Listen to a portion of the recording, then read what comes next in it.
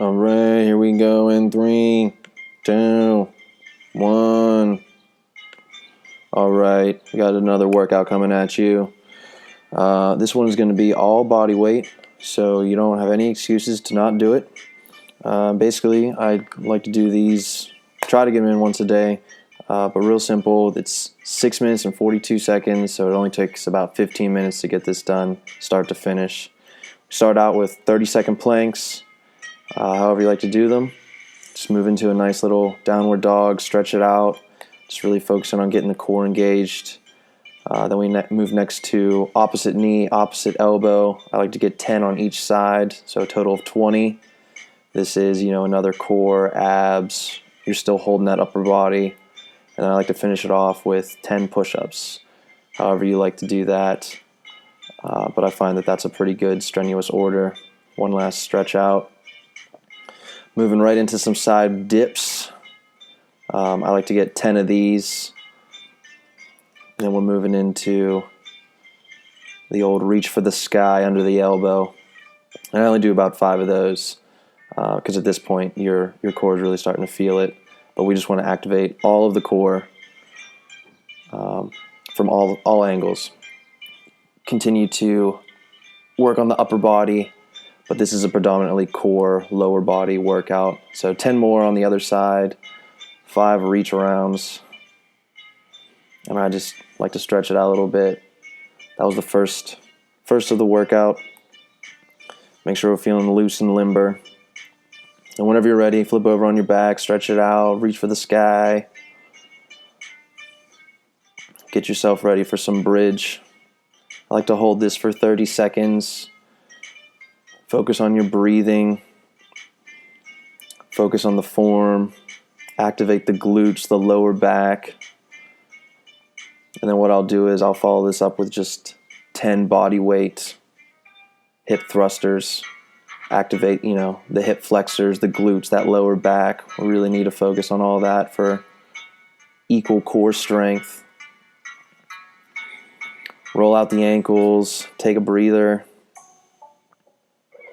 Move right on up. These are my favorite. These definitely have helped me through some knee recoveries.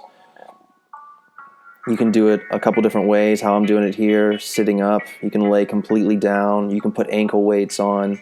But really the goal is to just flex that foot, activate all the quads, and really focus on the hip flexor, controlling it. I actually really like to focus on the down, bring it up nice and slow and steady, but really focus on the descent, activating all the negative muscles, the ones you're not using to get the leg up. Really get an overall equal workout on the leg. Flip over on your side, get some sideways leg raises. I put my hand on my hip because I really wanted to make sure I'm focusing the hip joint itself, really making the leg focus on the hip whenever we bring those legs up. Then move over to the clamshell. I just did 10 of each.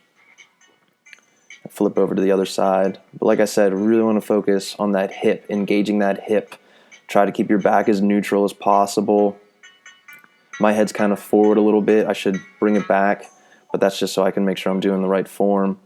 As you can see, don't let those hips open up. Just let that leg come up and you'll feel it for sure in your hip and your glutes. That takes care of those. Usually you'll feel that IT band, glute, hip flexor area. Stretch it out for a sec. I really enjoy stretching out the IT bands after doing those side leg raises.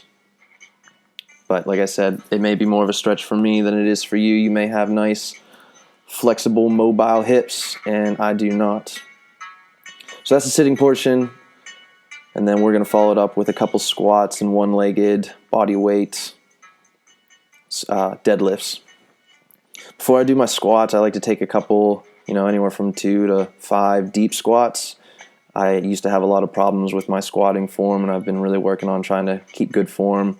And by that, it's, your feet are flat on the ground, your knees are under your shoulders, they're pointing slightly outward with your feet or completely parallel with one another. But I used to have my knees bend and dip in a lot. So you'll notice as I get 30 sets in here, just body weight squats, come down to where you're comfortable, feet flat, knees out, and you'll actually see once I get around like 23, 24, I'll put my hands down, kind of a little bit of a weird motion, but that's just, to make sure that my knees are staying pointed out and they're not dipping in. I used to have a lot of problems with that. So if you're having that problem, there's a little secret for you. Go ahead, just stretch it out. Got 30 bodyweight squats. And then the next one here, we're going to work on one-legged deadlift, body weight. You can, put in a 5-pound, 30-pound, whatever it is.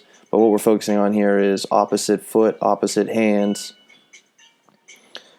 Take your time, get used to it. I'm on a foam mat here, so it's a little more unstable than solid ground, just to give yourself a little more of a challenge. But we want to do nice, slow, controlled motions. I try to make it a point to get all the way to the ground, just touch it. I like to think of those little birds that you could always get that would dip their head into the water and they just kept going. I don't know if they're dodo birds or whatever, but I like to think of this as that motion, just really focusing on controlling your body. You'll see that I actually take a stumble here in a couple of them, but don't be discouraged. Get yourself back upright and keep on trucking. Try to keep your upper body as straight as possible. As you can see, I broke form there, but get right back in it and think of yourself as hinging at that whole hip, trying to keep that leg as straight as possible. Obviously a slight bend, you need that. But really just making yourself hinged, keeping yourself strong all the way through. And that's it. Shake it out. You're done. Another workout. Boom.